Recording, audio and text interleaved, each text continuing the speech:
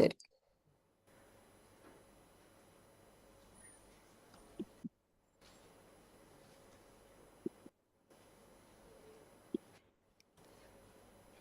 Yes. Okay, Yeah. Over to you. thanks. Let me just set this up. Can you see the screen? Yes. You have to share it, I guess. Yeah. Oh, you can see it Yes. now? Yeah, Yeah, it's clear. Please. yeah, yeah. Um, before, Sorry. Could you please enlarge it like full screen, if possible, um, for a good view? one second. Yeah. See, it's on a PDF, so Acha. Then it's fine. Yeah. let it be like Let this. it be like this. Yeah. Yeah. Fine. Okay. Is it not at all visible or It's visible actually. Yeah. um, if It's it's fine, I visible, guess. can we just leave it like that? Yeah. Now it's gone. Oh, Yeah. it says you're sharing screen, so it should be there.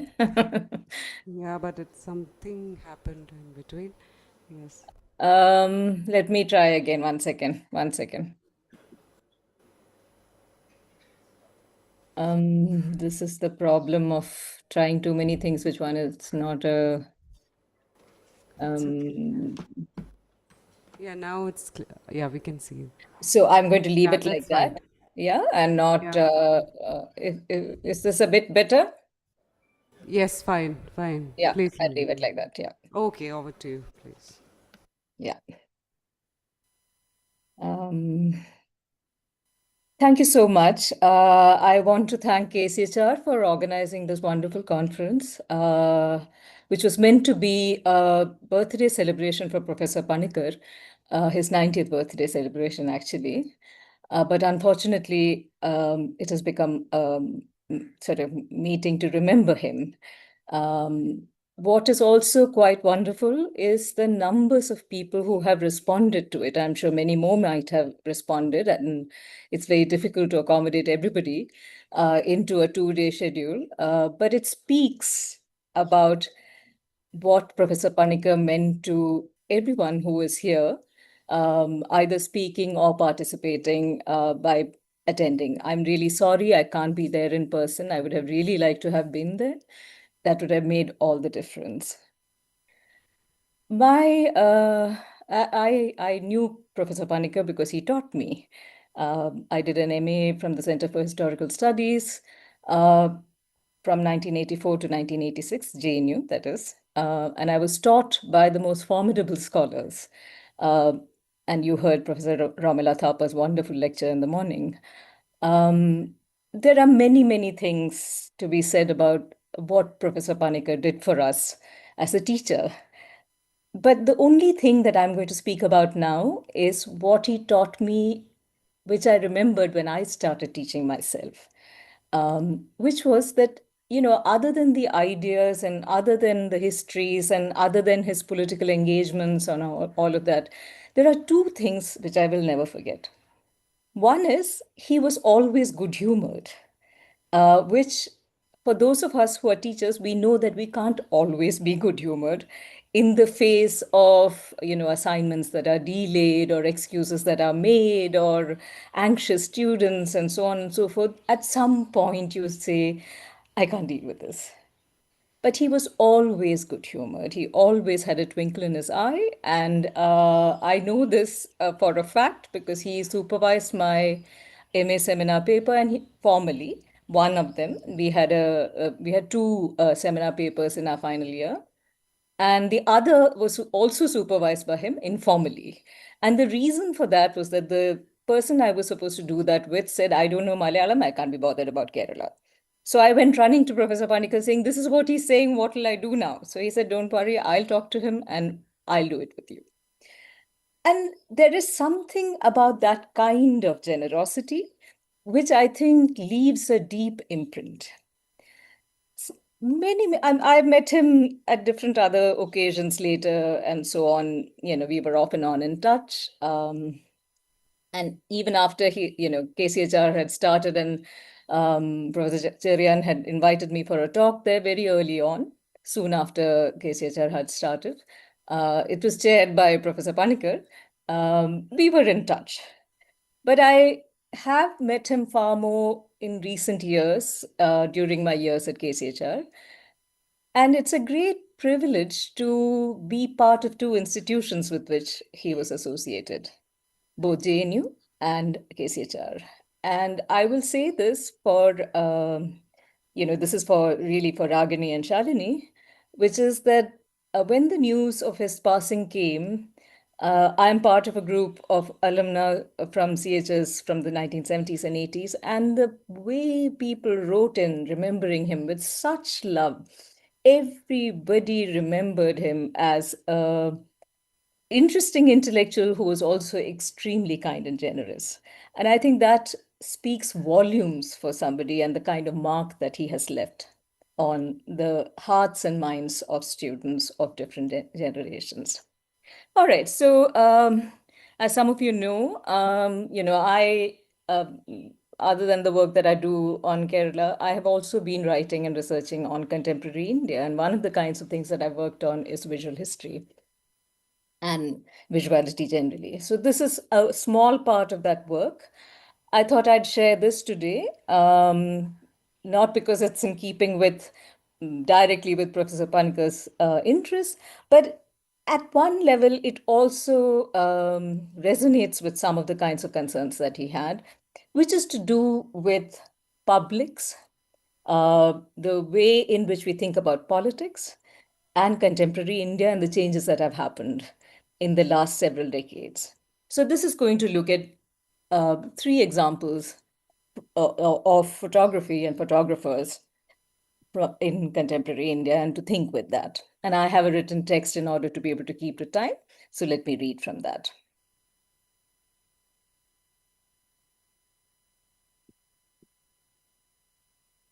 The relationship between art and politics is complex, often fraught, and cannot be understood using frames that are anchored by conventional art historical or theoretical analysis.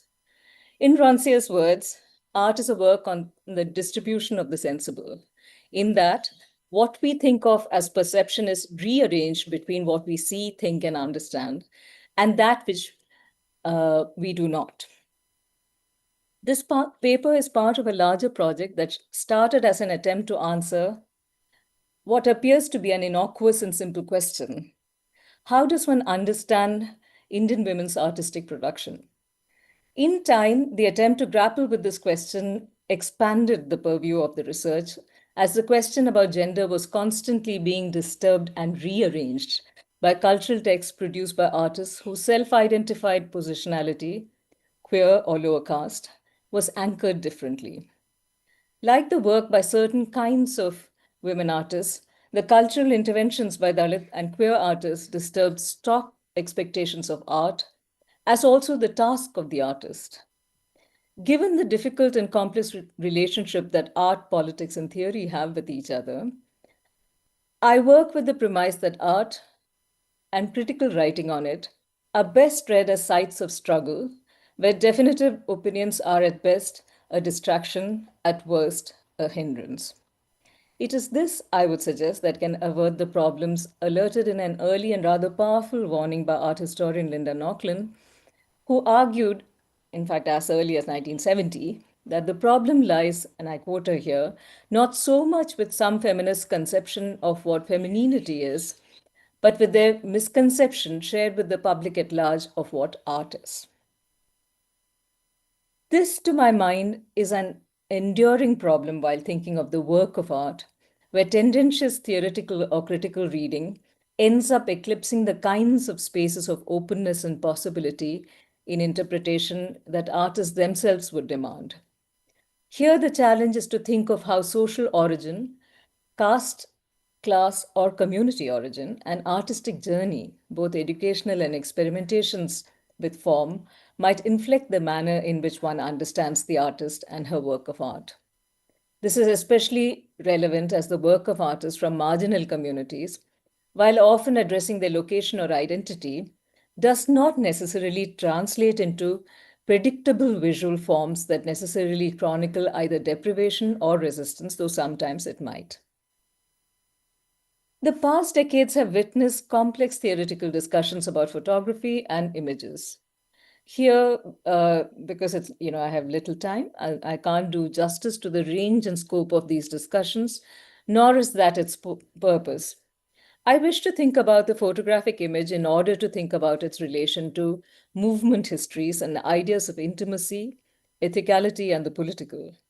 My interest here is triggered by the formidable oeuvre of the three photographers, is to think about the possible statuses the photograph could have. I'm also interested in thinking with these categories, that is, intimacy, ethicality, and politics, because these come up when these photographers discuss their work. So, in many ways, this is an attempt to get beyond some of the concerns that have dogged discussions on photography. The persistent, almost anxious concern about the indexical and the real, the tension between the shown and the seen, or the photographer and the spectator, and the tendency to create a taxonomy of photographs according to genres like documentary, landscape, portrait, and so on. Sunil Gupta, who's one of the photographers whose work I'll be discussing and whose image you can see on screen, while reviewing 4 decades of his work, says that he's a child of the 1970s, where everything from love, friendship to illness was both personal and political. His work, like that of the two other photographers under review here, Sudhara Kolve and Shiba Chachi, is genre defining simply because of the work the photographs do. This is something that, photographic theorist Ariela Zule says she's interested in thinking about the work that photographs do and not simply what they are or what they might mean. Now, this is again very similar to what another art theorist and art historian, W.J.T.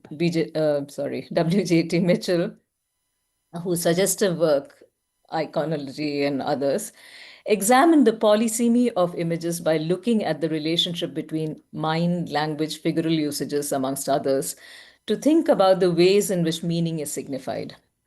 Significantly, images of the same thing, whether these have physical attributes or not, for example, something like a tree, which has a physical attribute, or grief, which doesn't, are never configured similarly across different media. This lack of congruence is, to my mind, an invitation to think of the multivalent nature and signification of images. In other words, a portrait can become an invitation to think beyond its referent and indeed the indexical, as did the later Barthes in Camera Lucida or Bazin in his moving and suggestive piece on photography and affect. And this makes possible other ways of seeing and spectation. Now, this is something, this pricing the image away from the referent is something that has been spoken about by many scholars and not necessarily only if they're working on photography. One example of this, a couple of examples. One is art historian and who works on the ancient world, Irene Winter, in her suggestive essay on royal portraiture in the ancient world, makes a strong argument for the polysemy of portraiture. The reason I'm, using her work here is because the three photographers I'm looking at use the portrait form, which is to say, when we look at a photograph, it shows a person, but it's not a portrait. So there is a complexity about this idea of what portraiture is and what work portrait formed images might do. She denaturalized the relationship between the referent and the image. Uh, for example, the question that she was asking is when is a particular historical individual portrayed as something? And in her argument, she was looking at when does the portrait of somebody, when does it become the portrait of a king? Which is that if you always have, for example, King Charles, if you have different portraits of him, does that always show him as a king? Obviously not. So then what do you do with this idea of portrayal? Photographic portraiture, with its relationship to, in Winter's words, an identifiable referent, can, with the use of more affective readings made possible. Sorry, I've skipped a bit here. Uh, Made possible by Barthes or Bazin, be extended to signify something that isn't simply mimetic. Indeed, one may, to the what and when of the portrait, add an additional query. What is the portrait of? And here I found a scholar working, and she works on photography, a scholar working on Mali, where she's working with two indigenous ideas. One is called Dibi and the other is called Jaya. And one is, Dibi is to do with darkness and ambiguity and so on. And she is opposing that to the indigenous idea of Jaya, which is clarity. And she is trying to displace this idea of clarity, which is to say that there are very interesting ways in which one can actually work with ideas about ambiguity when one is thinking about formal attributes of portrait-based photography. And it also helps to open up ways of reading its effects and affective properties. Now, in Sunil Gupta's case, I have chosen a photo each from three different bodies of work, and he has a huge corpus from the 1970s onwards. The first, which you are looking at, is from a series of street pictures he shot standing at the corner of Christopher Street in New York City in 1976. As at least some of you may know, this is also the site of the iconic Stonewall Inn. And for Gupta, or rather Bar, who had come out as a gay man a while before the Stonewall riots, when the police attacked it, and that was seen as the first major pushback by a visible gay community in the U.S. This was exciting for any number of reasons, including what would be an abiding refrain in all of his work of how to think about gay visibility and gay publics. So these are the images from Christopher Street, where basically he's standing at the corner of a street and just shooting away.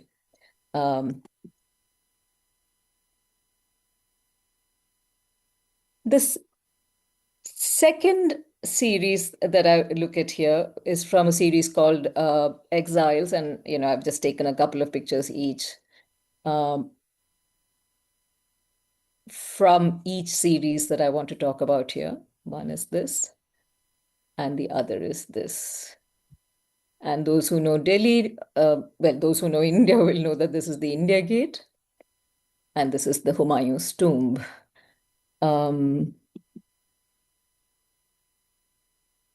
Gupta had returned for the first time to the city of his birth, having emigrated to Canada with his family in the 1960s, and was keen to continue with his interest in documenting gay lives, this time in India. He found that there was no language around gayness, just lot of sex, no talk. I'm quoting him here. So the challenge that this posed for him was trying to make a visual solution around something that wanted to be invisible. This is again in his words. We will see this again in Always series Gully, where the subjects wish to be invisible. I shall return to this theme later. Exiles is a series in which is enacted, even though the quotes he used to frame the photographs are real, which is that those are the things that people have said. For example, in this, I chose this particularly also because historians here will know this a person. This is Salim Kidwai's behind. Salim and Sunil were great friends.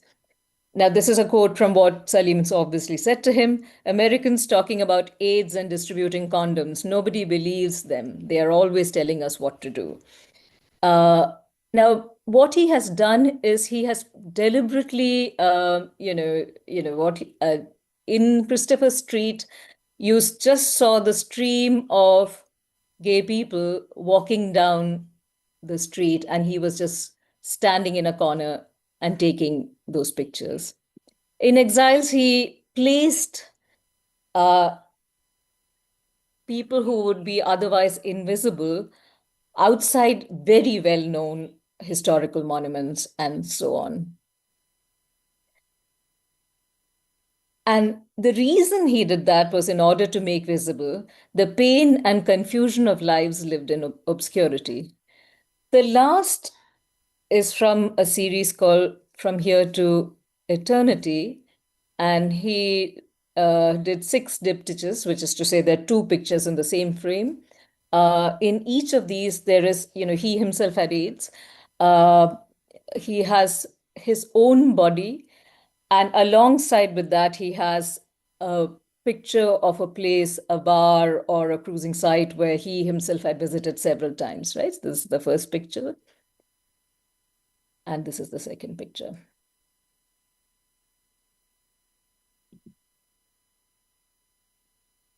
Um, and this is, as I said, this is after he was detected with AIDS.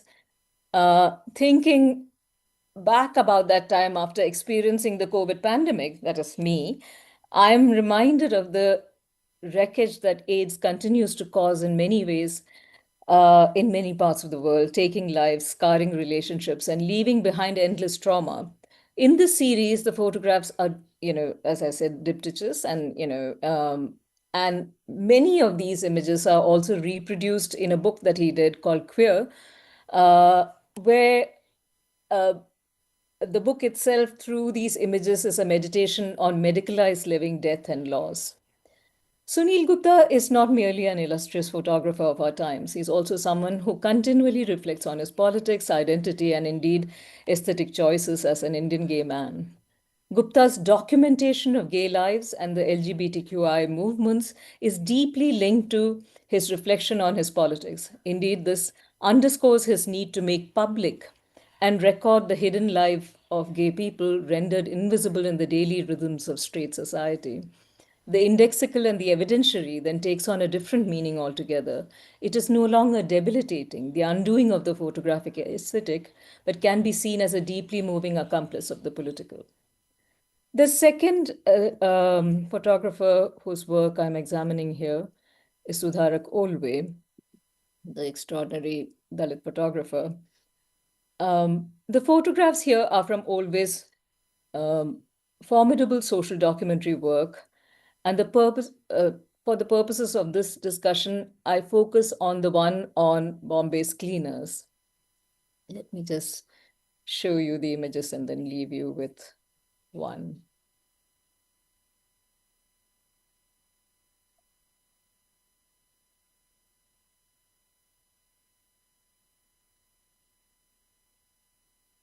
In a small text accompanying his photographs in this series, the Gully series, always says, and I quote him, about 30,000 conservancy workers, also known as sweepers, are employed by the Greater Bombay Municipal Corporation.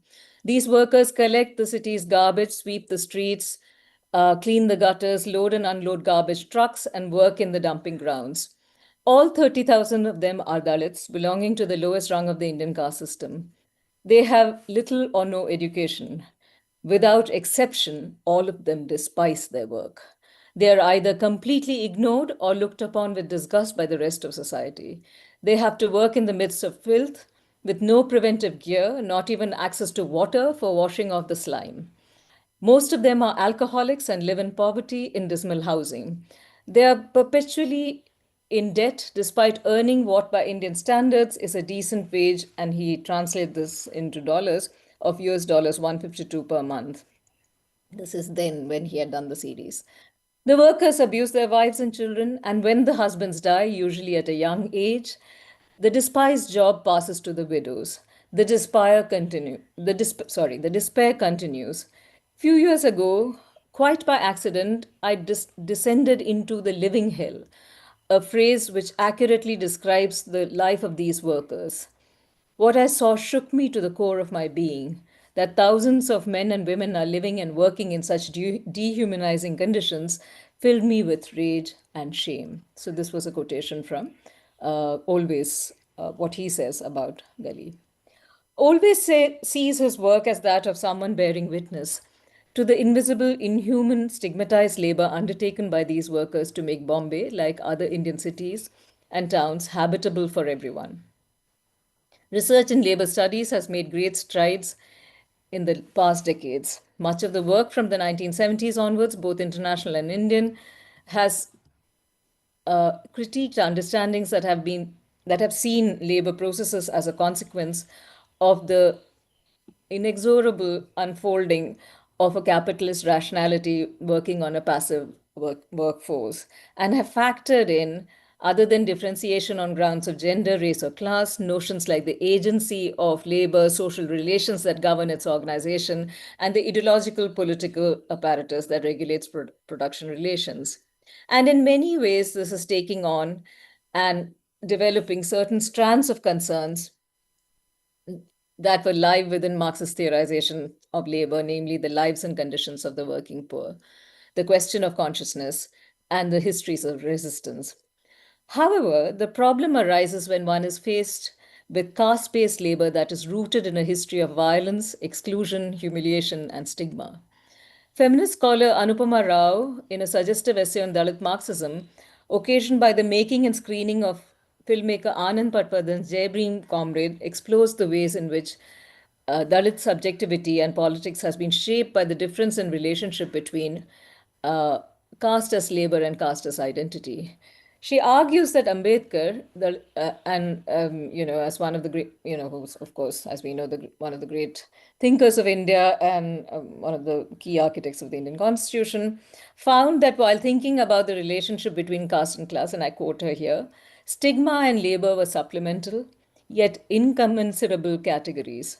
The struggle for Ambedkar was with specifying caste and untouchability as a peculiar kind of body history. Ambedkar addressed this complex and elusive form of dehumanization by taking recourse to terms such as class and labor. But he always forefronted the difference of caste and the specificity of its social experience, unquote. The centrality of the body and of biological metaphors, as she argues, have been formative in caste ideology, drawing as it does upon notions like defilement, touch, stigma, and so on. Historically, touch is both bodily reality and a metaphor for regulating both social space and ritual hierarchy.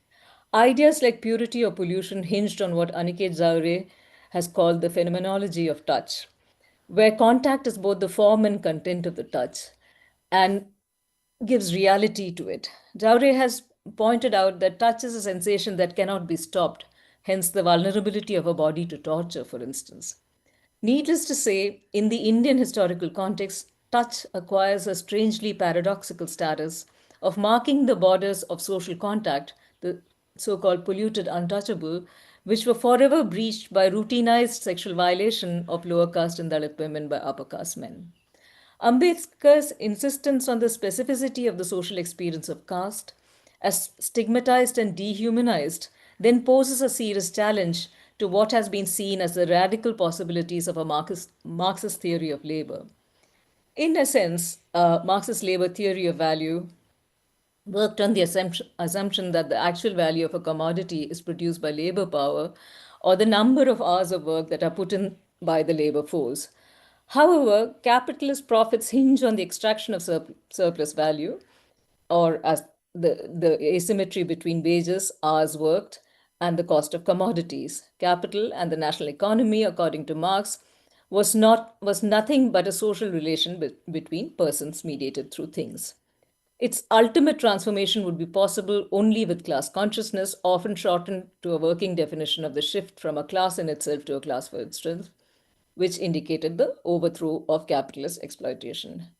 The problem, however, is that the conditions of labor and life, of stigmatized encasted labor like manual scavenging and cleaning, hinging on a hatred of the work involved, is an experience of trauma and humiliation and a desire to distance, if not oneself, or at least the next generation from such labor. Always photographic bearing witness then forces us to encounter that which most upper caste middle class people wish to avoid. The other side of the desire for clean cities is that its cleaners must remain invisible, if not physically, then at least socially.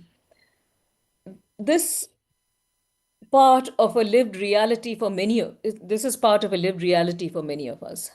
Always Gully forces us to encounter the question of visibility, which laboring bodies and what kinds of labor are visible.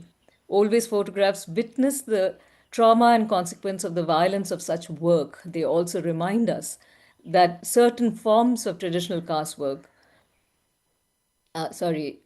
they also remind us that certain kinds of labor need not be dignifying, which is to say that it undoes the Marxist premise of dignity of labor. This kind of labor is neither dignifying and it is something that the workers themselves hate. Um, and the fact that a substantial number of Indians are unaware of this kind of history and the way in which the modern Indian state has utilized a older kind of caste logic in giving these jobs to Dalits reminds us of what Bahujan activists and thinkers, including Biswada Wilson, have repeatedly said: only upper caste can afford to forget caste. The Bahujan live with it as a daily reminder. The last photographer whose work I want to look at here is Chiba Chachi.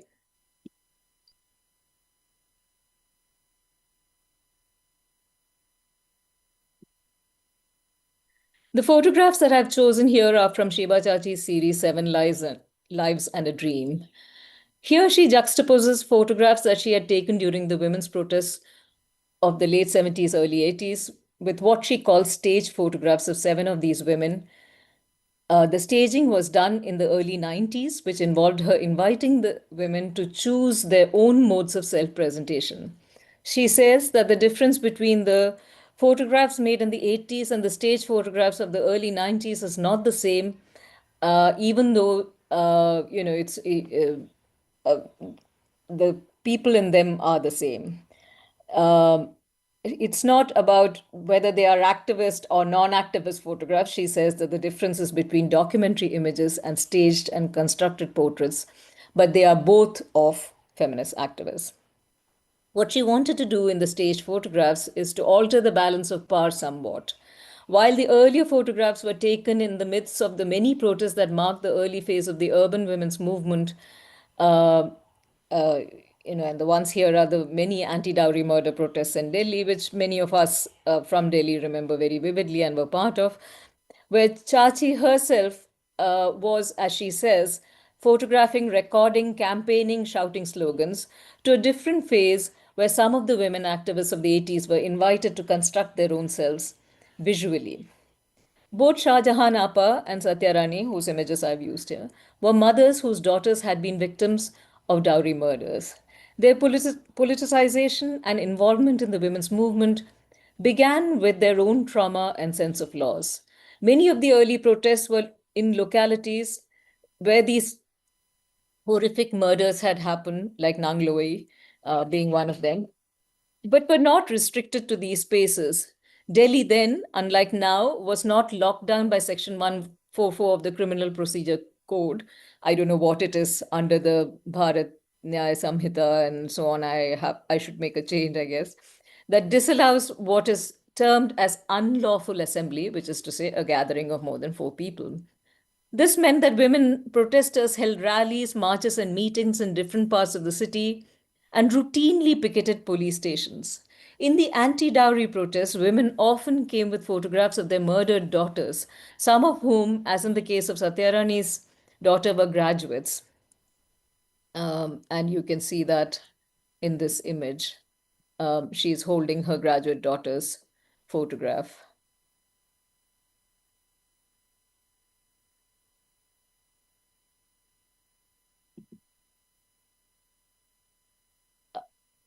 Graduating from university was no mean feat for a young woman from a lower middle class, working class family and would have involved huge sacrifices by her family. In remembering her and in their fight for justice, the grieving mothers retrieved photographs that showed their daughters as single and educated, with a possibility of a different life and future. In the staged photograph, Satyarani sits on the steps of the Supreme Court of India, and the stage photographs, each of the women photographed chose to be photographed in this way.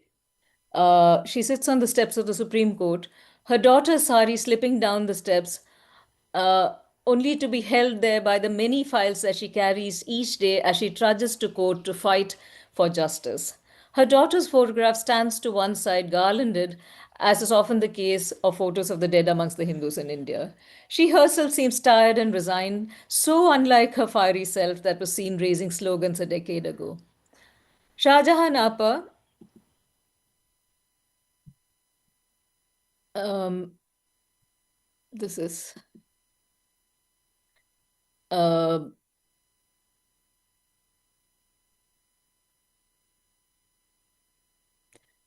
holds her daughter's burqa in her hands. That is in the when she was asked to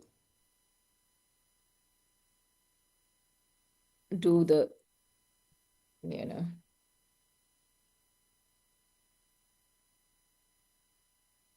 this is the stage. The second is the stage photograph. Framed by the trophies she won when young, her daughter. At her feet are pictures of her own past self. That is, Shah Jahan Appa's image has her daughter's burqa. She has the images of the trophies that the daughter had won. And at the foot of this image, she has pictures of her own self protesting. Uh, seen in different protest pickets and marches. Each enactment is an invitation to us to understand the ways in which feminist activists made sense of their own selves via lost memory and a desire to continue resisting, however painful or exhausting the process may be. Seen together, each set of photographs is a reminder of a phase of the women's movement that brought women across class and religious community together, finding common cause at least in certain moments of protest. Feminist mobilization spread across a wide political spectrum with the women's wings of different political parties engaging some of the central concerns of that period, particularly dowry murders. Yet most of the women, like Satyarani and Shah Jahan Appa, were drawn to the autonomous women's movement that was as yet in its nascent phase and thus possessed the ability to be shaped by those who became involved in it. Unlike gay lives, which were invisible at that time, 1980s feminism made the ordinary Indian women's politicization visible, which is what was captured so poignantly by Sheba Chachi's large body of movement portraits. Yet Chachi herself says that her desire for the stage photographs was to both move away from her own earlier work, which was becoming a stereotype of protest photography when others replicated her form. And this has been said by photographers from uh, South Africa and many other places where they felt that the protest photograph became a kind of form which people began to replicate. And to think about how she could photograph women as citizens, queer, Dalit, or woman. None amongst these embody Indian citizenship with any sense of entitlement, whatever the formal provisions of the Indian constitution or Indian law might be. Moving in and out of the line of sight, rendering the meanings of both visibility and invisibility ambiguous, these portraits of different kinds of body histories force us to encounter the different ways in which love, loss, work, resistance, or the degenerating body may be lived, imagined, and imaged. It also makes us revisit the ways in which movement histories are frequently narrated, studied, or understood. In the history of contemporary India, the LGBTQI, the women's, and Dalit movements have hinged on a critique as indeed a recrafting of the social. Yet in each of the Yet in each, the social itself shifts, demanding a recognition by political movements of differing axes of power, a greater dissonance in histories of resistance. Both Gupta's and Chachi's images uh, remind us of the ways in which the LGBTQI and women's movements reimagined both friendship and kinship differently, even as this was accompanied by trenchant attacks on patriarchy and heteronormativity. The new spaces of difference engender not merely a more supportive sociality, they also mark the making of a new political. Placing always images of ethical witnessing alongside, however, forces us to remember that caste violence is the fault line that challenges even such transformatory politics. In the distribution of the sensible, this is the supplement that is rarely visible or understood. I don't have a conclusion, but as a postscript, I just want to think about the question of visibility itself. An important reflection on visibility by visual historian and theorist Patricia Hayes examines the manner in which metaphors of the visual, being visible, suggestive of the audible also being heard, both of which are metaphors used within the histories of feminist writing and feminist movements and so on, to be seen, to be heard, etc., were central to the political and theoretical enterprises of the women's movement in feminist theory. She argues for a reversal of the gaze, whereby focusing on the limits of that which is visible, one can look for what she calls a politics of the possible. Similarly, recent interventions by disability rights activists and theorists like Renu Adlakha are critiques of the centrality of visibility as a desirable theoretical and political construct within different kinds of progressive politics. They have argued convincingly for engaging the life world of the unsighted, which involves making that at least one of the starting points for conceptualizing politics. The question here for us is, is being visible, both as an empirical entity and a metaphor, enough for imagining political transformation? It seems to me the difficulty of reconciling the differences in standpoints from where we think and do politics is a compelling reason for constantly revisiting our theoretical premises and our political strategies. If nothing else, it cautions us against easy positions and simplifications, which is the bane, as we know, of both thought and action. Thank you so much.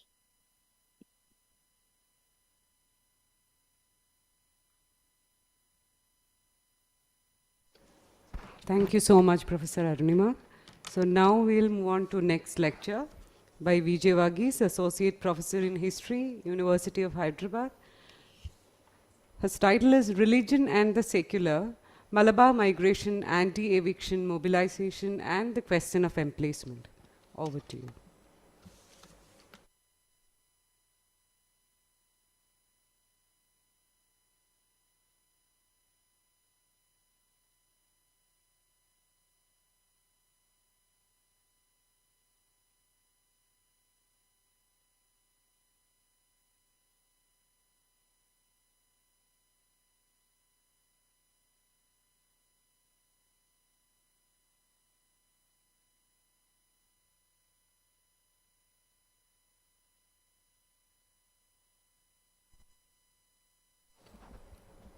Good afternoon, and thank you, Professor Ganesh, Professor Dineshan, and the entire KCHR team for inviting me to this seminar commemorating Professor K.M. Panikkar and celebrating his inspiring intellectual and political life. My paper will be an attempt to unravel the intersection of the religion and secular as seen in the history of peasant migration, particularly the Syrian Christian peasant migration to Malabar, with special reference to the anti-eviction mobilization and the multiple legitimizing strategies that the migrant narratives basically deployed in justification of the enterprise. Professor Panikkar engaged with religion significantly, even while being thoroughly secular in his approach and analysis, be it the fabrication of religion in the projects of cultural nationalism, or its role as a mobilizing force in the anti-colonial and anti-colonial peasant insurgencies. What I am going to do and present today would point to a deeper structural entanglement of religious and the secular material, as one could see in the case of involvement of religious and moral economies, as I said in the case of Malabar migration. And this perhaps will complicate the prescribed teleologies of the modern, which prophesized the progressive disappearance of religion with the blooming of the political and the secular.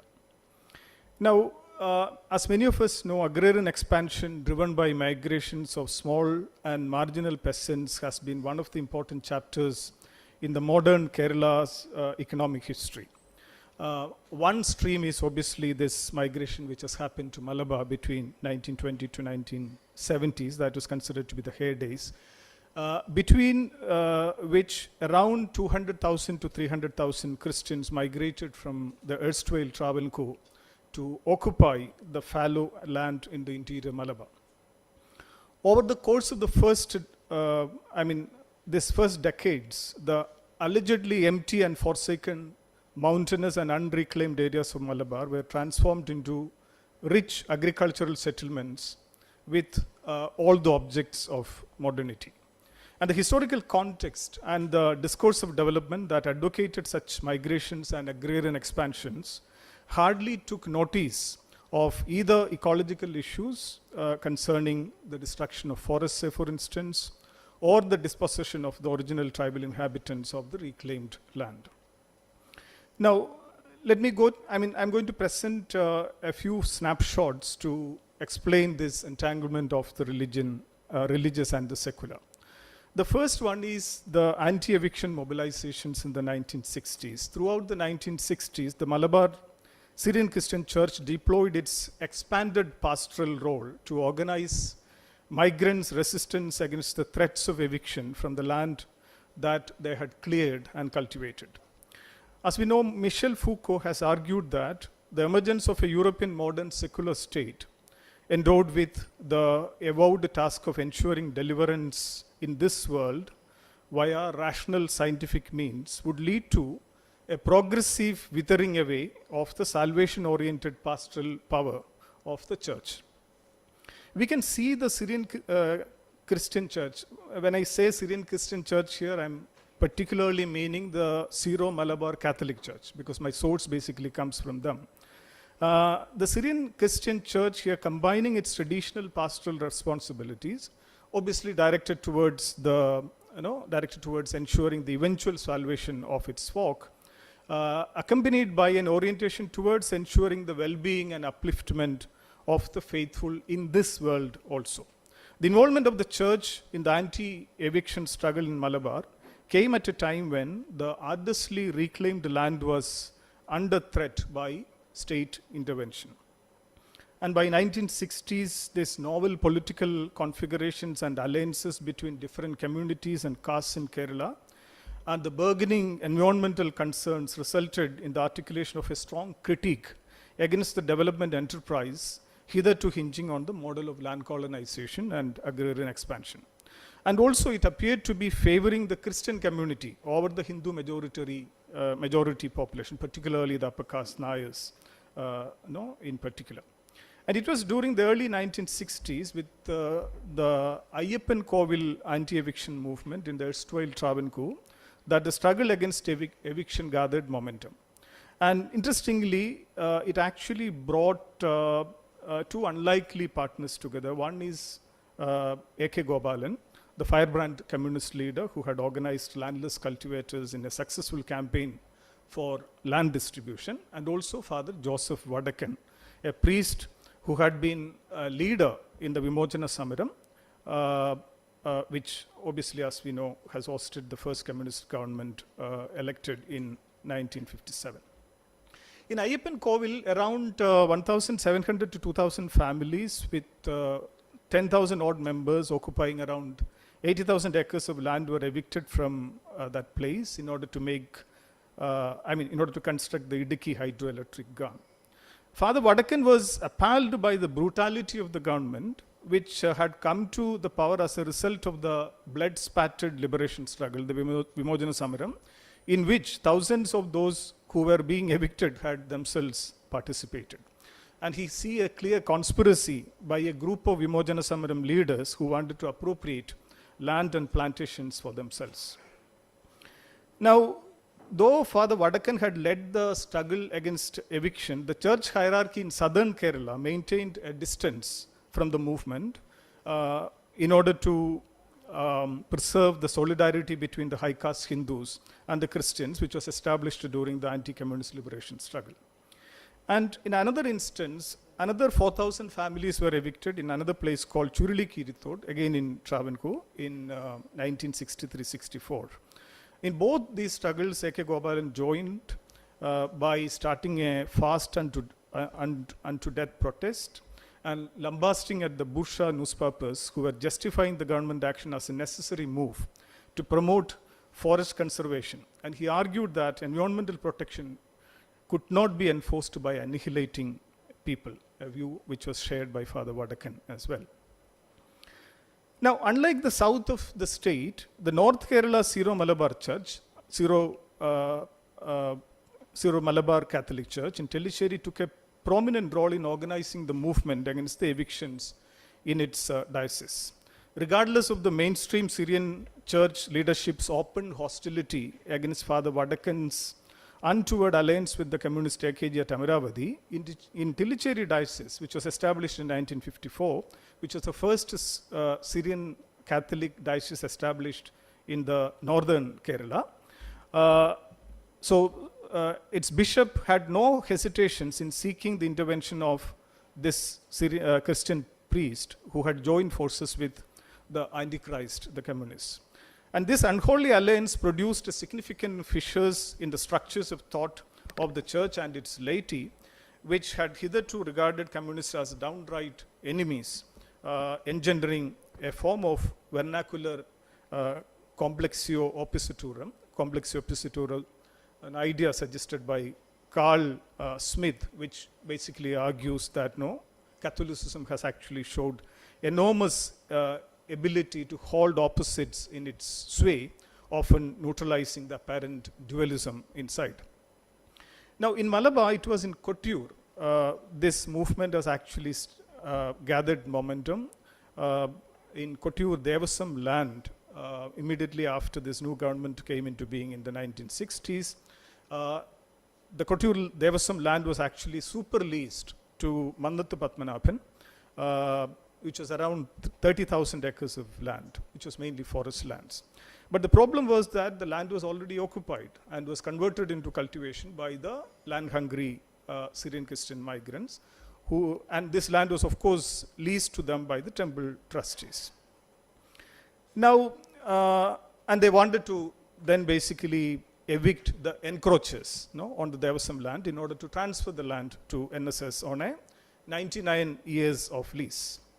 And when the initial protest of the migrants and the communist-led Karshaka Sangam failed to bear fruit, a huge MSP contingent was actually deployed over there, and it was at that point in time Mar Sebastian Vallopalli, the Bishop of Tellicherry Diocese, entered the scene to organize the resistance.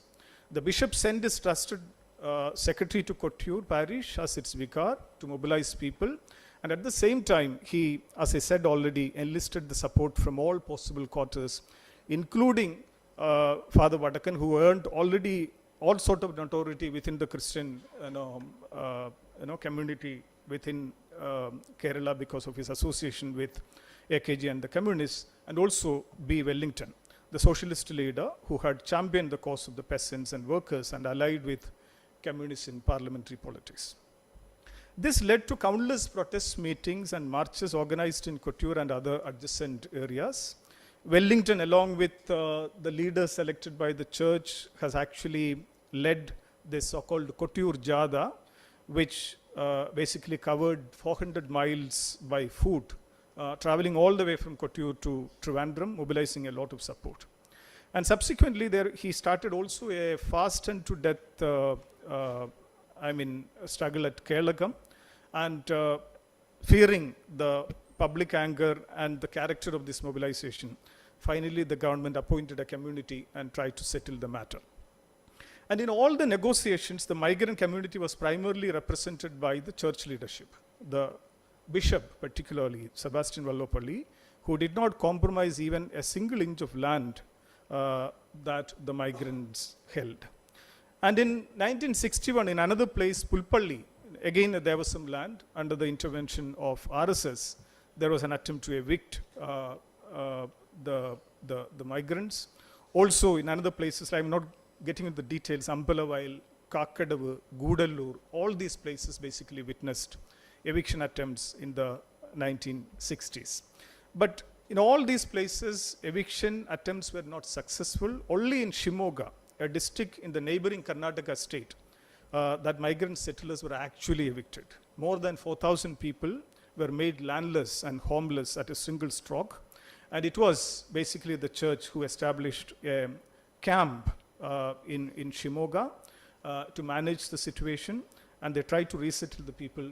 And finally, around 240 families who were completely landless were later rehabilitated in a place called Chandanakyampara, where church purchased 500 acres of land and established its Shimoga colony. Right? Now, alongside asserting migrants' rights to the belongingness in these regions, these reclaimed regions where they had settled, these struggles also allowed the church to consolidate its undisputed pastoral power over its laity.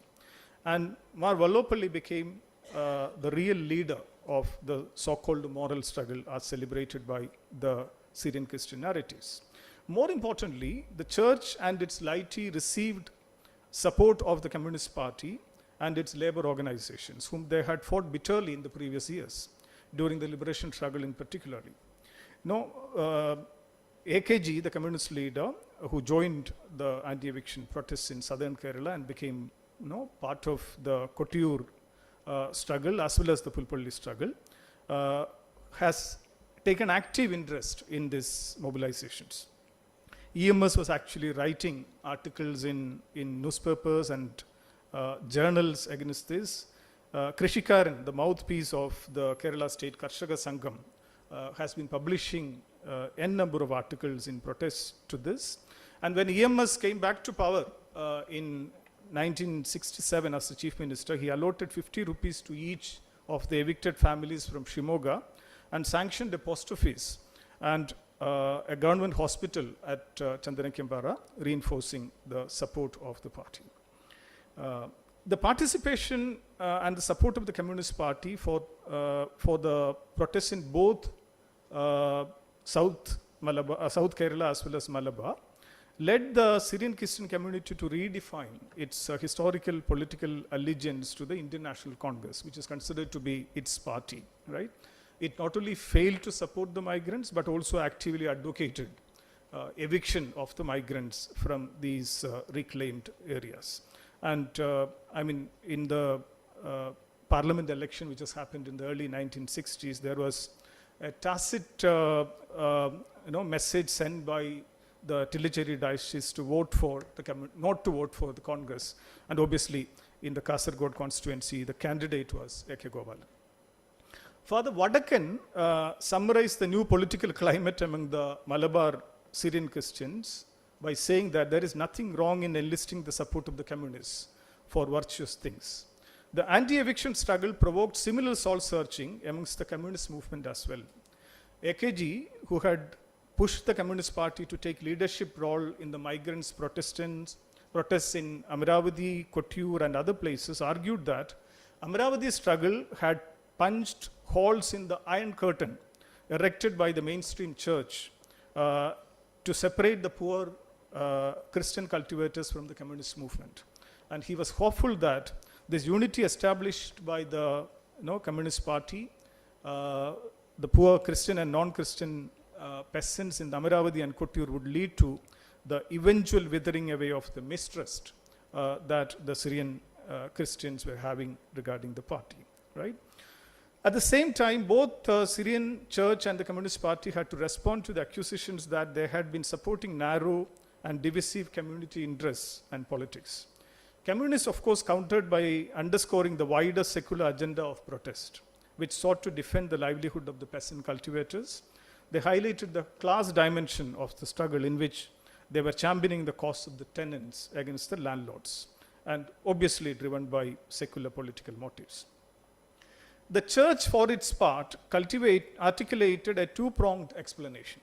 Recognizing that most of the migrant settlers under threat of eviction were Christians, it argued that communities who were resentful of Christians' economic success had conspired to orchestrate these evictions. At the same time, church defined its role in the protests as being driven by wider humanitarian considerations, which were, of course, again secular in nature. So, thus, while the communists found justification in their brand of complexio oppositorum in the language of class, a contextual deployment of the notions of humanitarianism allowed the church to join forces with hitherto political and ideological force.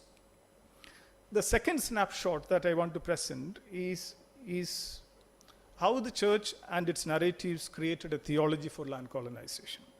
At the same time, the narratives of the Syrian Christian church defined this enterprise of agrarian expansion and through land colonization in a cogent Christian vocabulary. And indeed, deployment of Christian theologies to shore up the practices of industrial capitalism and agrarian development has long been part of the Western modernity, as we could see from the works of E.P. Thompson, Max Weber, and Richard Drayton.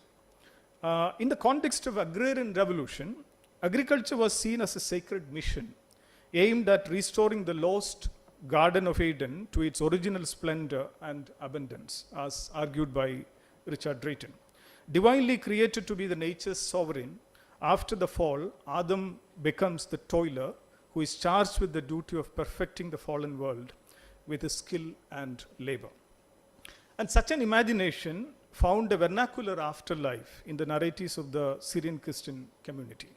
Migration and the clearing of virgin forests and landscapes were narrativized as a divinely revealed and guided mission, akin to the exodus of the Israelites from Egypt to Palestine, a migration from the land of persecution to the land of milk and honey. A divine planning was seen behind the migration to Malabar. Sebastian Vallopalli describes the migrants as the dear children of God, the new Israelites. Sebastian Vallopalli's pastoral leadership itself was actually explained with reference to the biblical Exodus. He has been often referred to as the Moses of Malabar, who led the migrants to the country of blessings, and sometimes he is referred to the biblical Joshua, who helped the Israelites to settle down in the Canaan and grow as a people. The Exodus to Malabar is also, like the biblical Exodus, was portrayed as a miraculous escape from slavery of oppression and poverty to the promised land. The Travancore of the time of the C.P. Ramaswamy Iyer was construed as the land of bondage, which the new Israelites were longing for liberation. But unlike the biblical Canaan, the promised land of milk and honey was not readily available to the Syrian Christian migrants in Malabar. It had to be forged through the migrants' labor and effort. Malabar is promised land in the sense that God had endowed it with natural resources, which could be converted into Canaan through human effort and labor. And these narratives, interestingly produced by the church and the laity alike in the form of autobiographies, in the form of memoirs, articles appearing in popular religious publications, etc., had a wider discursive scope in which migration becomes part and parcel of human history as a divinely endorsed human duty and mission. As earth is God's gift to all humanity, and God wants all human beings to live and thrive on it, was the kind of motto. Accordingly, those who are keeping the earth without cultivating are sinners, leaving the society starving. God doesn't want the fertile soil to be left uncultivated, causing human starvation and death, it is said. Creation is here alluded to us as incomplete, God leaving the humankind with the responsibility of completing the act of creation.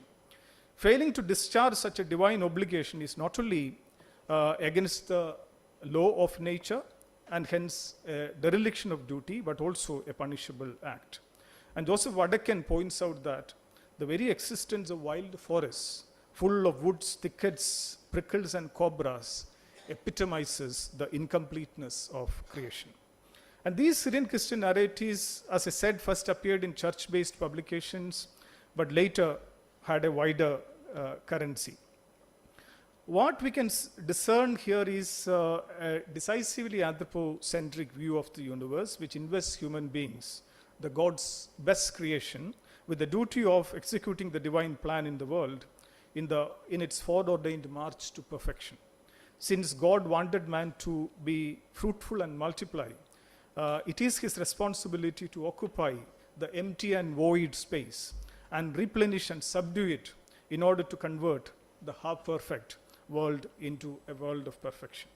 And such a world view, of course, did not permit restrictions upon the occupation of territory on God's earthly kingdom, and boundaries were basically decried. And the Christian obligation of conquering the earth and to transform it through agriculture overlaps with the patriotic responsibility of the migrants, a duty which is encapsulated in Giridibam. Giridibam is the mouthpiece of the Tilicheri Syro-Malabar diocese. And its famous injection is something like this: for God and for the country. This represents a shift in the self-representation of the Travancore Syrian Christians from a persecuted community during the colonial period to a community committed to post-independence Nehruvian nationalist reconstruction, wherein the post-colonial nation and the Syrian Christian migrants share the common destinies of development and well-being. Toiling the soil through hard work is revealed as the appropriate means for fulfilling this dual obligation incumbent on the citizen believer. And this ensures not only one's own welfare, but also ensures food and well-being to fellow humans and the nation as a whole. And of course, this is, coincided by critiques to the unpatriotic attitude of peoples, communities, and state, as well as the lazy people all around, basically, who is not making use of the land around. Now, the third snapshot that I wanted to present is the new moralities of redeeming wilderness into civility, as one can see in the Syrian Christian narratives again. The changes on the secular material domain also gathers sacrality through considered attempts of moralizing the transformation for legitimizing the same. The migrant self-articulations make an imaginative juxtaposition of geographical categories that condenses specific meanings. Malabar, in this narrativization, is rendered as lifeless wilderness, which is redeemed into a location of industry and life through the application of migrant labor and at the cost of enormous sufferings and sacrifices. The narratives persistently portrayed their migration as a journey that took them close to death because of the unforgiving environment in Malabar, the impassable forests, wild animals, life-taking diseases like malaria, which was actually killing thousands and thousands of migrants. Representations of the challenging wilderness of Malabar was also accompanied at the same time by an appreciation of their natural resources and potentialities. These unrewarding forests could be turned into a paradise, it is said, if they were destroyed and replaced with high-yielding trees and plants. Malabar was rendered as a dreamscape, a virgin soil waiting for assiduous and hardworking sons of the soil with its latent capacity to convert misery into happiness and opulence. The hardworking, heroic, and forward-looking migrant is placed at the center of this transformation. Plenty of stories are there in these narratives, which is packed with absorbing instances of heroism, gruesome encounter with wild animals, nature, etc. And of course, the natives, both elite as well as the Adivasi natives, were decried for not being touched by the virtues of systematic labor as well as foresight. So it was under the weight of such a moral economy that the migrant narratives crafted rather a romanticized and one-dimensional reconfiguration of Malabar through the goals of modernity, civilization, and urbanity. And Father Vadakan could see Mount Sion rejoicing the creation of this promised land by the migrant settlers. I have one section on the novels written by the migrants themselves in the 1960s in response to the anxieties created by these anti-eviction movements, which basically constructed a righteous migrant against a fallen migrant within the community. At a time when there are stories circulated about the aggressive, self-motivated migrants were actually colonizing the land, becoming opulent and wealthy.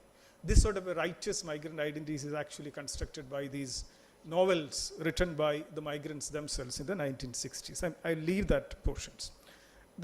Another snapshot I want to present is regarding the family planning discussions and how it actually get intersected with this story of migration. Faith in a development model hinging on full exploitation of natural resources, coupled with the appropriate use of human resources spilled over to other terrains of conflict. Most importantly, in the post-independent Kerala, it informed the opposition of the church as well as the Communist Party to family planning through artificial birth control, which in the 1950s and 60s was proposed as a solution to Kerala's escalating developmental crisis. As leading proponents of the land and labor development model, they refuted the wisdom of promoting birth control as a means to ensure socioeconomic development before finally endorsing it or going silent about it. The church basically argued, on the one hand, that it would be sinful to use God-given reproductive capacities just for selfish carnal pleasures. Artificial birth control, as a result, was censured by the church as a sin in it, as that it promoted only sexual pleasures while preventing reproductive sexual functions of fulfilling God's creation.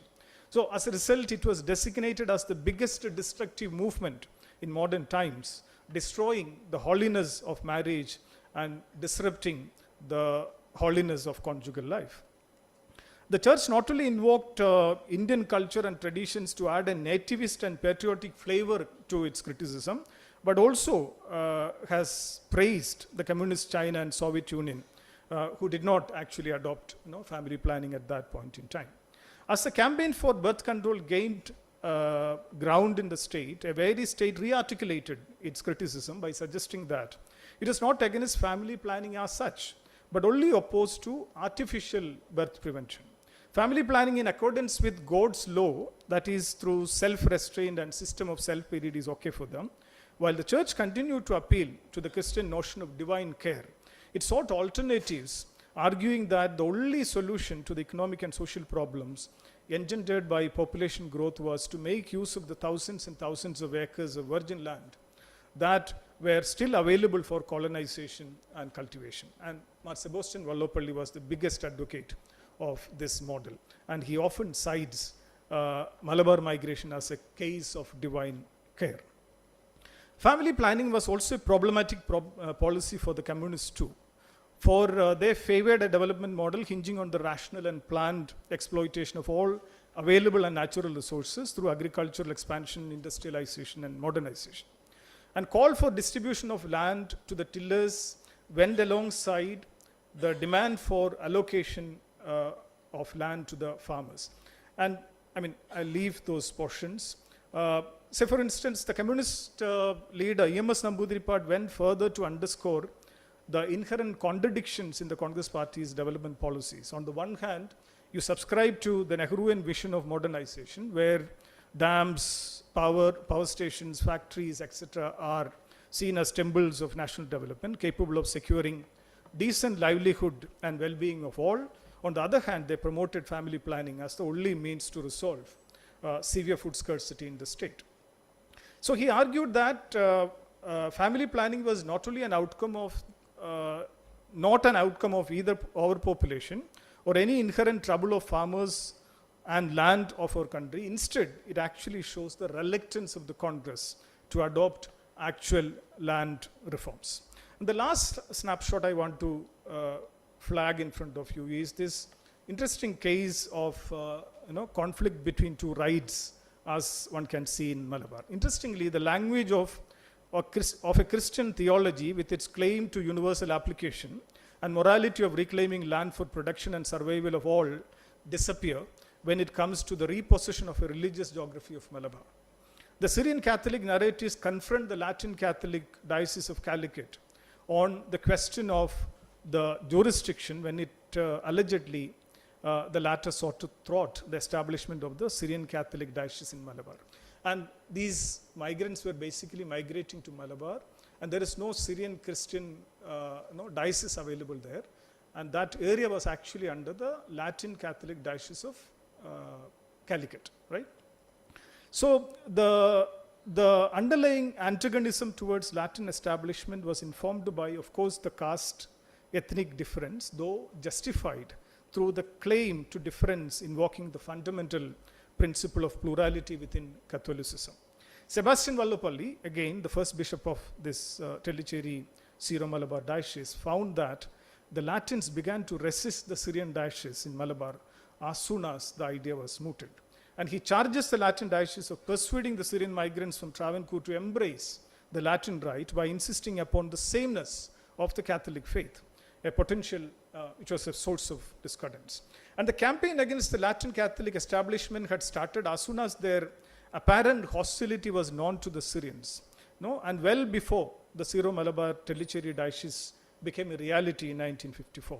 Say, for instance, in 1949, somebody called Joseph Kalludikil, a migrant to Malabar, captures this belligerent mood of the Syrian Catholic migrant by writing this book called Kerala Suryani Reithum Malabar Kudiyattu. And it is, and that book starts with a prayer to Saint Thomas, asking the prayer, praying Saint Thomas to allow them to continue in the same rite.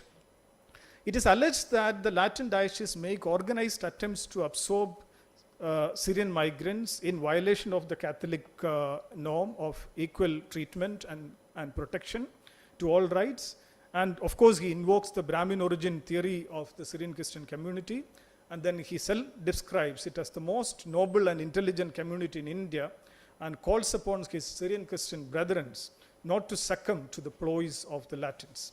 And he dismisses the Latin insinuation of unity and underlines the pluralities inside the universal. And there is a long history of antagonism to this and writing. I'll leave all those things. And of course, there were occasions in which there were diplomatic exchanges as well. But notwithstanding these diplomatic exchanges of mutual love, magnanimity and support, the formation of Tellicherry Diocese in Malabar with a priest from Travancore as its head was seen as equivalent to the recovery of a lost world. And in the Syrian Christian narratives, Malabar and those areas were actually lost to the Syrian Christian Church with the coming of the Portuguese and fallen into the hands of the Latins. So in that sense, Malabar in those narratives was a stolen space for the Syrian Christians. And the moment the diocese was established, that was a moment of joy and victory for them. To conclude, the stories that it describes basically underlines the endurance of affect-based imagination in our modern secular material, in explicit religious vocabulary and implicit moral economies. The promise of a progressive and irreversible obliteration of the religious imagination with the advancement of secular modernization is improbable here, as church and the settler narratives of Malabar migration provide a forceful theological substratum to entrepreneurship, hard work, and capital accumulation. The failure of the modern and capital to alter the non-Western societies along the predetermined lines, as Rene Guha has basically argued, may not explain the entanglement of the pre-modern and the modern. It may be reasonable to suggest that the modern capital and entrepreneurship have enabled the subjects, in this case the Syrian Christian subjects, to reinvent religious rationalities to serve conflicting ends, to justify economic transformation engendered by modernity in sacred terms at certain times, and to attribute celestial quality to resistance to the same at other times. What makes anachronistic languages and unimaginable alliances possible in our modern secular material is such a symbiosis of apparently oppositional processes. Yet, the divinely informed secular development mission turned out to be a battle for Christian geography of Malabar as well, a denominational calling. A Christian calling become a denominational calling with an aim of advancing Christian community with its particularisms to new frontiers. Thank you.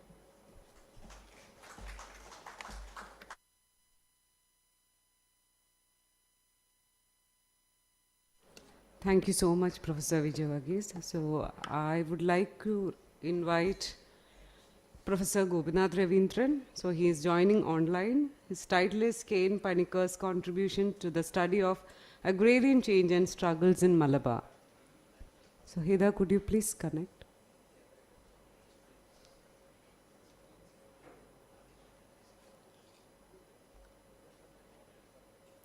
Yeah. Professor Gopinath, can you hear me?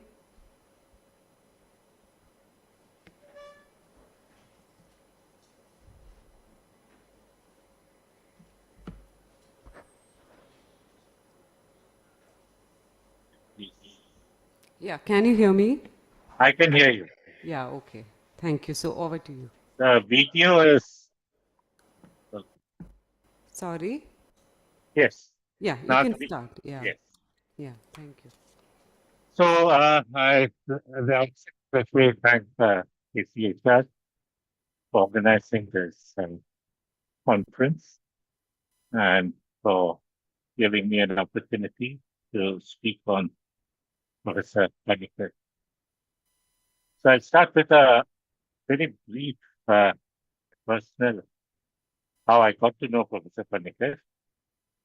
I want to uh, the topic of today's talk.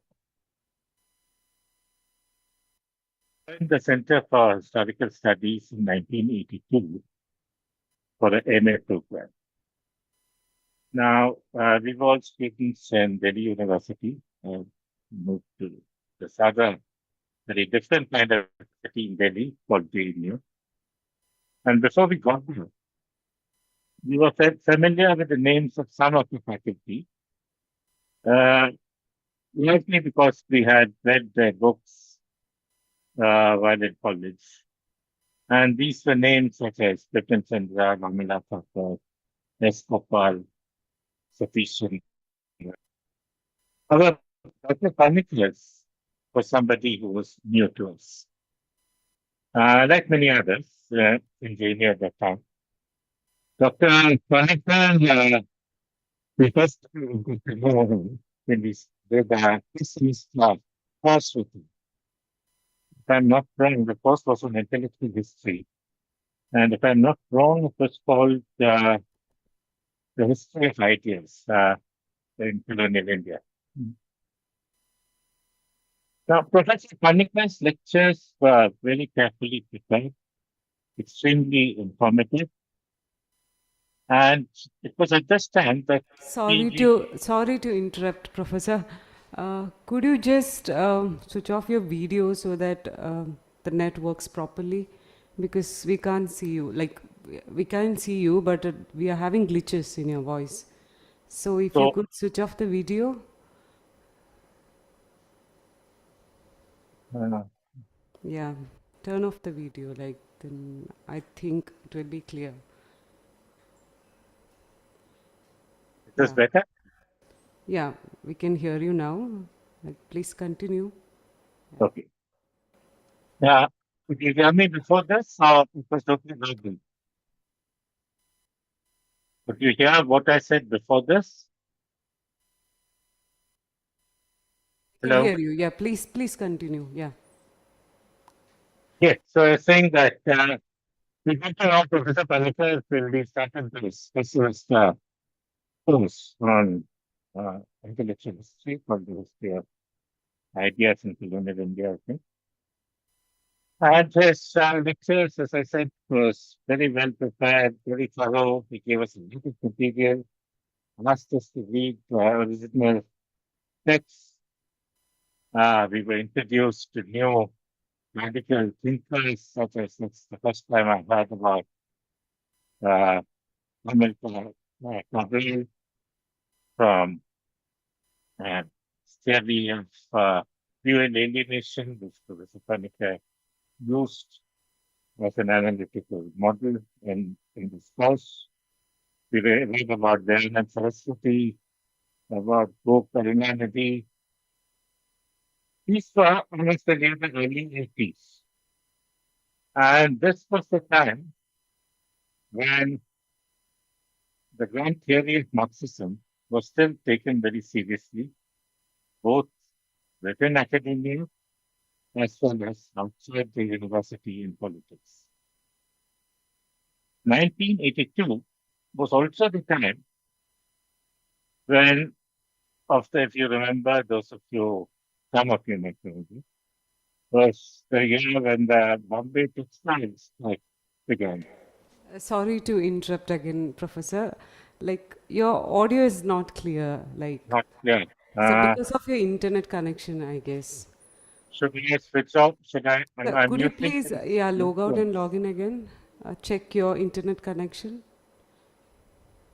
Okay. Yeah, Fine. please. Right, Yeah, okay. thank you.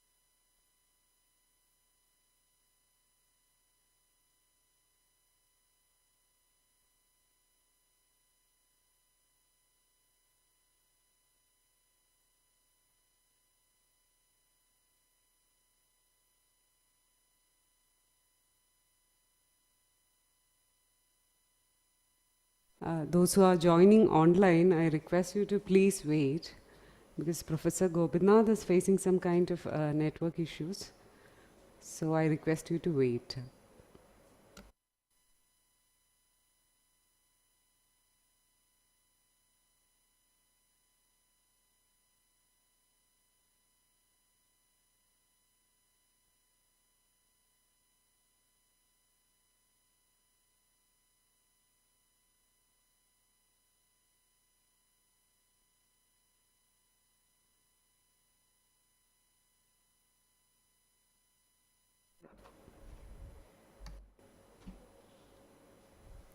Hello? Professor, can you hear me now? Like, please unmute your mic. Yes, can you hear me now? Yeah, I can hear. Is it better? It's better. I'm Yes. not using my earphones, Yeah, so then maybe. yeah, that would be So, good. shall Yeah. I continue? Yeah, please continue. This is perfect. Yeah. Thank you. So, I was just giving some context about the early 1980s. So, the 80s was a time when both the faculty as well as the students within JNU, in JNU, and maybe outside JNU also, was still debating with great excitement ideas such as, such as the stage of revolution, what is the mode of production in India. One of our faculty members had written an article on was there feudalism in India. So these were all questions and debates over large categories about major structural changes.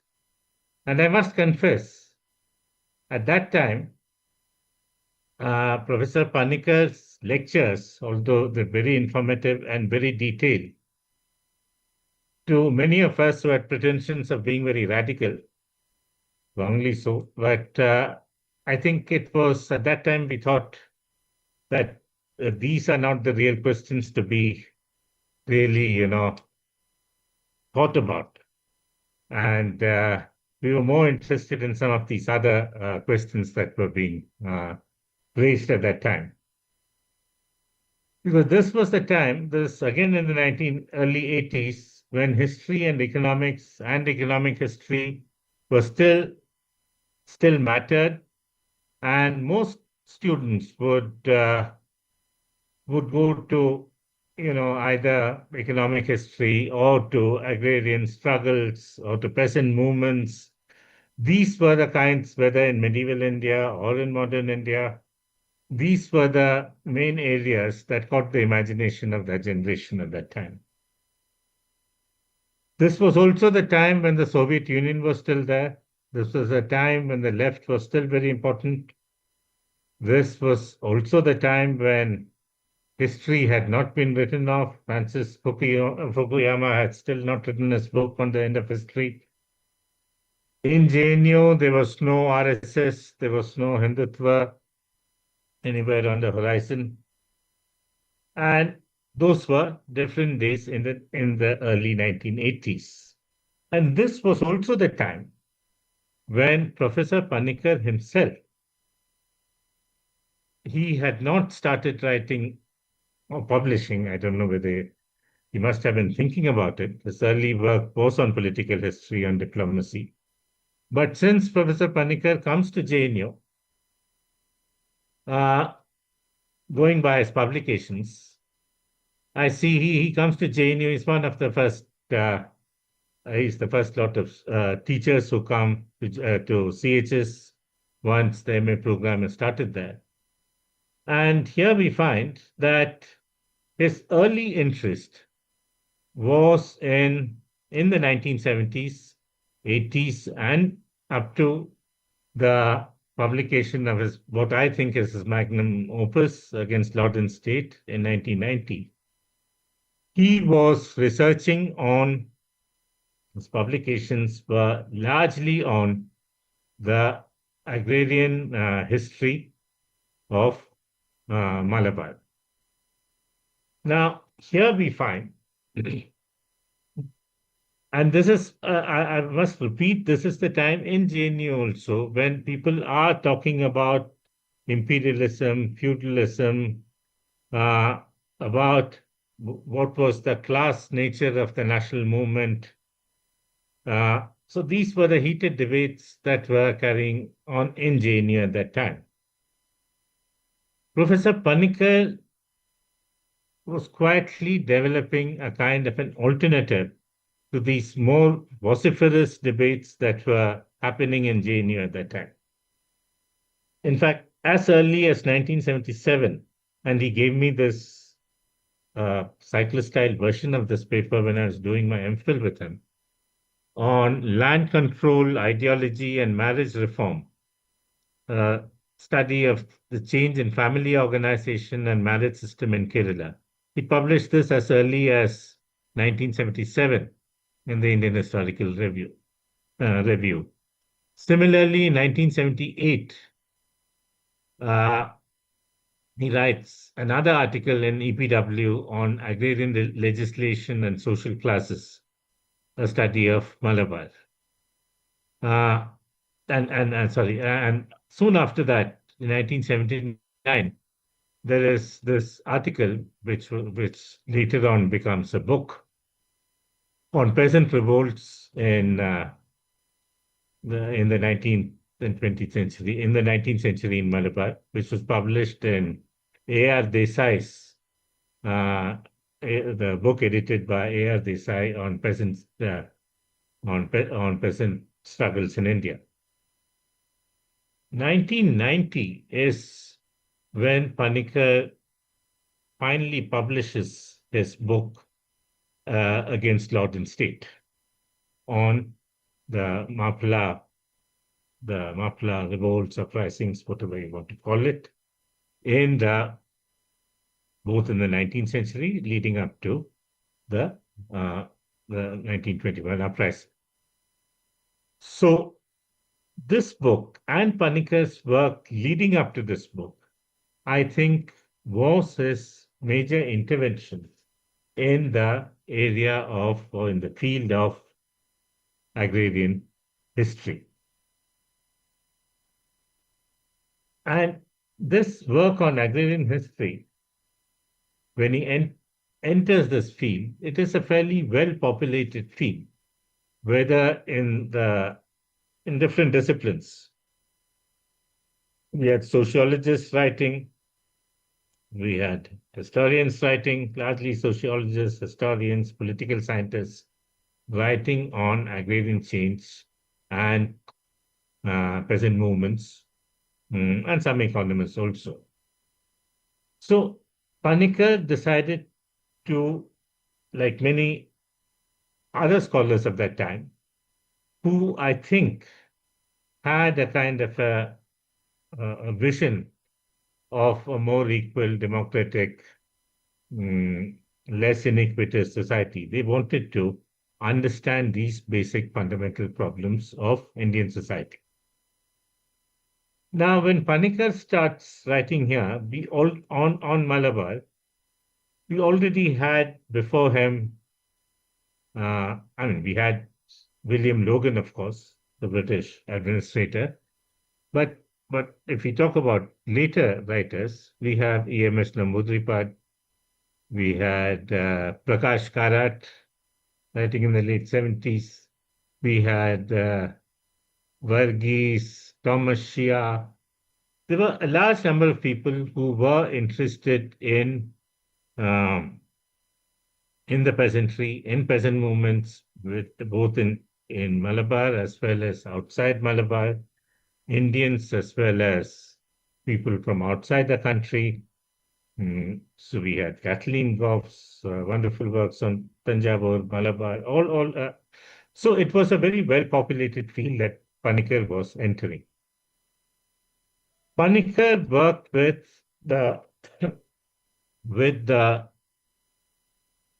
what should I say, with the material, largely archival material, archival meaning material from the British archive, from the colonial archive, and it was a thorough investigation of those documents, which was his mainstay. He did use novels, he did use diaries, he did field work, but the colonial archive and the documents generated by the colonial state were, I think, the staple basis of his source material.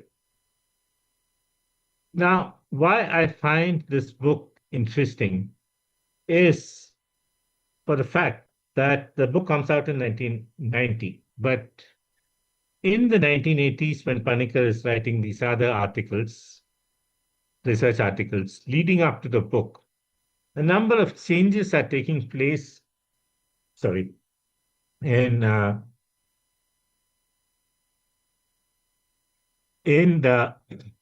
world of Indian history and in the world of global history, so to say. Panik and many of our very good progressive scholars also got taken in by these developments. What I'm referring to is in the early 1980s, we had Ranajit Guha and the subaltern schools coming up at this time. Panikkar, in his writings, is writing about the subaltern in a way. The Mopla is the quintessential subaltern here. But for Panikkar does not give in to the fads of that time, like many other people in JNU, who had a more structural understanding of Marxism and of how history changes. I think that is what stopped them from getting too excited and impressed by the novelty of Ranajit Guha's, maybe I'm simplifying it, but of his kind of an autonomous subaltern and the great potentialities which this held out. So Panikkar continues with a kind of an older, thorough, dialectical materialism, historical materialism, to understand the changes unfolding in Malabar. It's not as if that what he had said had not been said by others before him. But Panikkar's main contribution here, and I think we should emphasize that, is that he brings, like any good historian should, he brings together a large number of variables into the story of the Mapla movement, so to say, or the Mapla uprisings, and what and its why it happened and what were its consequences. He looked in agrarian history other than tenancy, other than revenue. You see, very often in agrarian, when in India, when we started studying agrarian history, or it was largely tenurial history. Panikkar also, and like anybody studying agrarian history has to look at tenurial history. He too looks in great detail at agrarian legislation, at tenurial redefinitions, and all of that. But Panikkar, although he does not theorize it explicitly, in the practice of his craft, through the writing, in his writing, it becomes clear that for Panikkar, tenurial history is not a sufficient variable for understanding agrarian change. And he goes on to relate it to social classes. He goes on to relate the changes in land tenures, the tenurial redefinitions brought about by the British, by the colonial state, to other changes taking place in the economy, such as prices. He looks at rents, the redistribution of land. He looks at differences in inequality. And I think in the book, he brings about, he relates it to the production regimes in Malabar at that time. If you study the book, when you read the book, you find this map and accompanying tables where he talks about the Mapla revolts being largely concentrated in the rice growing taluks and not being strong in the northern garden producing taluks. And if you leave out Chirakkal in the extreme north. So he sees only Kottayam, the one uprising, and Mattanur as a kind of an outlier. So I'm not going to go into what he has written in the book, but as far as agrarian history is concerned, Panikkar provided, or he does not go into great detail about it because his goal is limited to understanding and explaining why the Mapla peasantry revolted and what was the role of religion in it and how religion aided it, how it limited it. But he does give pointers. I mean, he does make suggestions for a study of a more wide-ranging study of agrarian history in colonial Malabar. And he points to the need to look at spatial differences and how these spatial differences were, in a way, I mean, they were based on differences in production regimes and how the British, the various policy changes and interventions made by the colonial state get mediated through these production regimes. So Panikkar, in my opinion, uh, in his 4 or 5 or 6 articles on agrarian history in Malabar and the book of agrarian history in Malabar, conveyed a large number of possibilities which later future historians of Malabar or of Kerala could have exploited in much greater detail. Some of this was done, and I would like to refer to another I mean, a book and an article and articles by Abhilash Malayal on the Rayatwari system, where he bases himself on, while using the colonial archive, does go beyond the colonial archive and he does question whether I agree with him or not on some of his formulations is another matter, but he does an excellent job of going beyond that and questioning many of the earlier certainties that we worked with, which we followed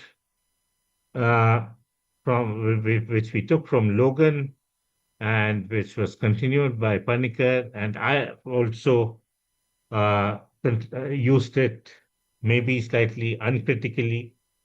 But what Panikkar started with the colonial archive is and should be further taken further with the coming up and discovery and compilation of a large number of non-official archives that pertain to agrarian change, to agrarian change, exploitation, to the market.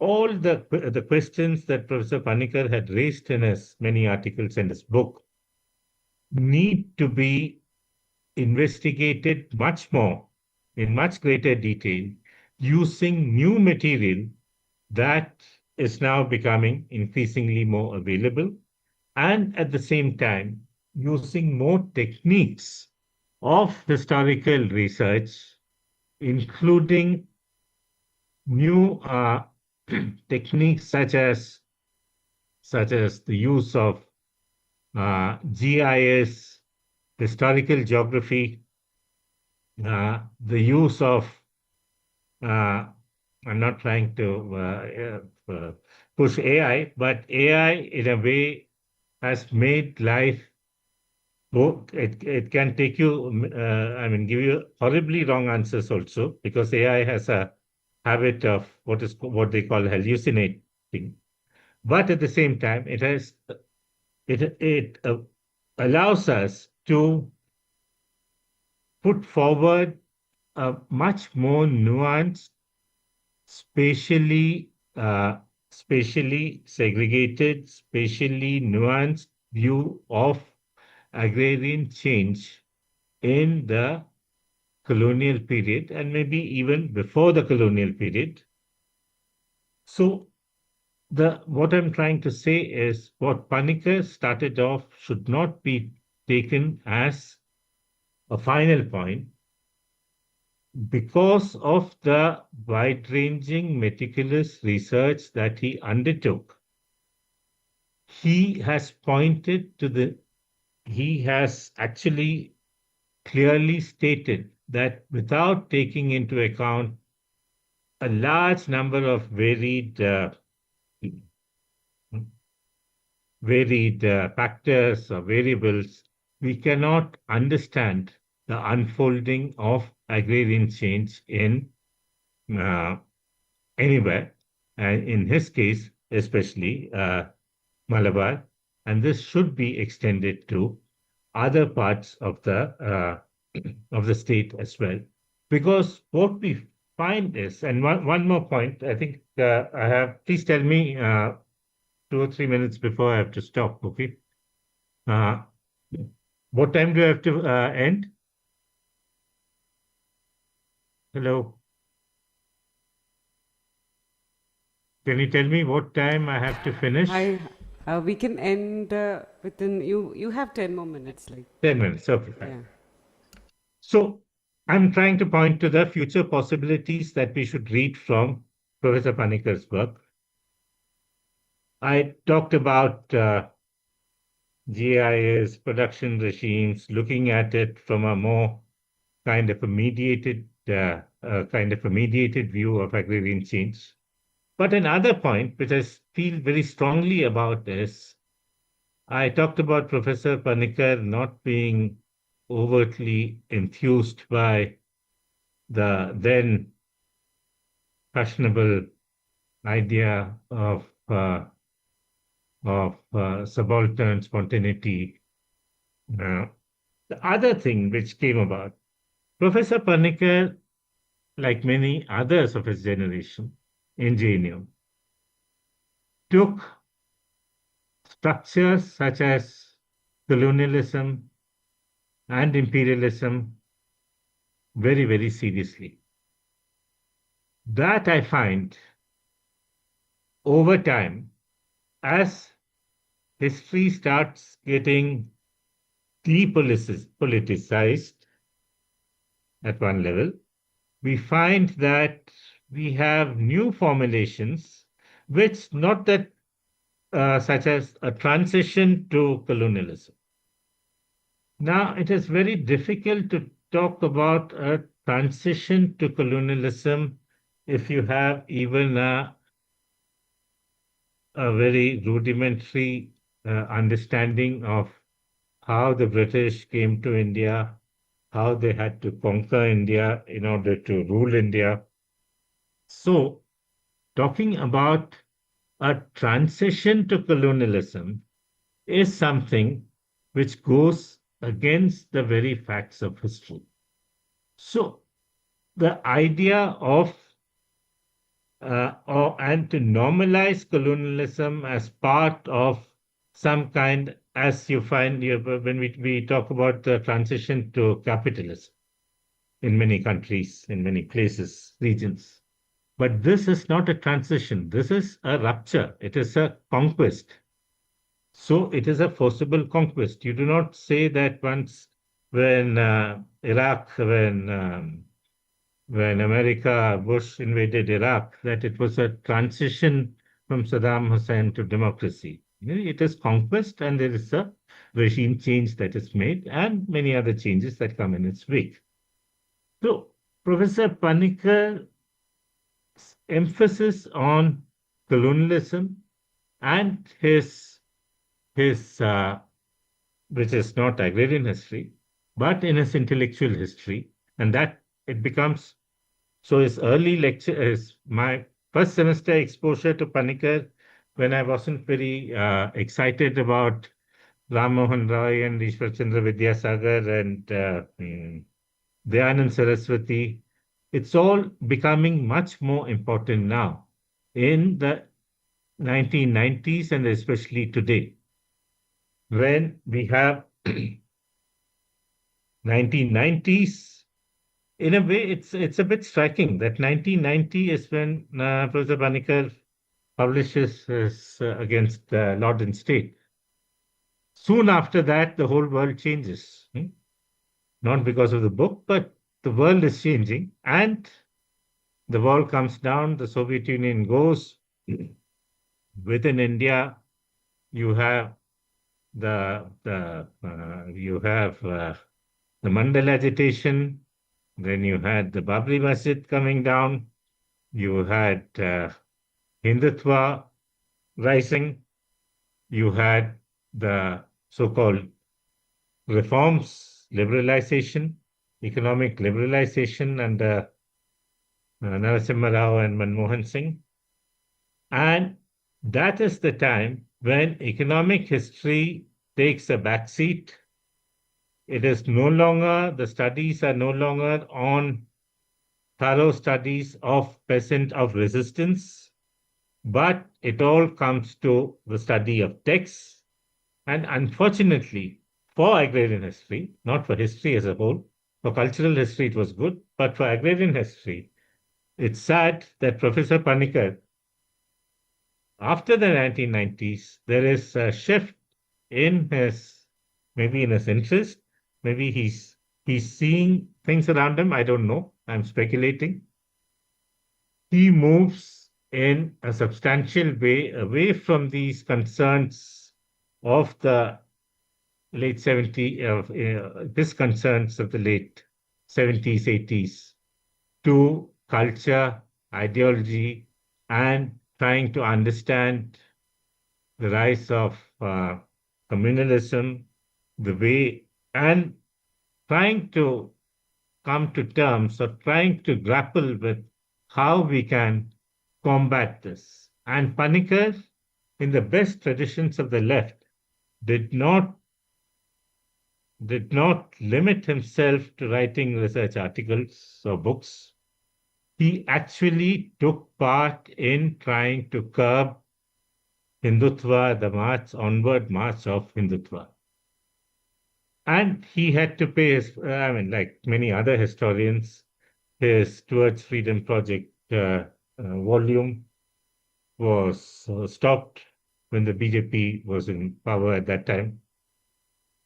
But Panikkar doesn't give up and continued, whether at the local level in Delhi, amongst the Malayalis of Delhi, or outside Delhi in Gujarat, he continued his fight for a more less iniquitous and more just society where religion and human existence, he tried to see it as scientifically as possible. And I think he has today, if he were here, I think he was supposed, Professor Ganesh told me that he was supposed to be in this conference also. If he were here, I think he would be quite happy to hear that people, his students, his peers, have seen that his work has been extremely important in our ongoing fight against the forces of Hindutva and of forces that are trying to take us back to an earlier colonial past. Thank you very much.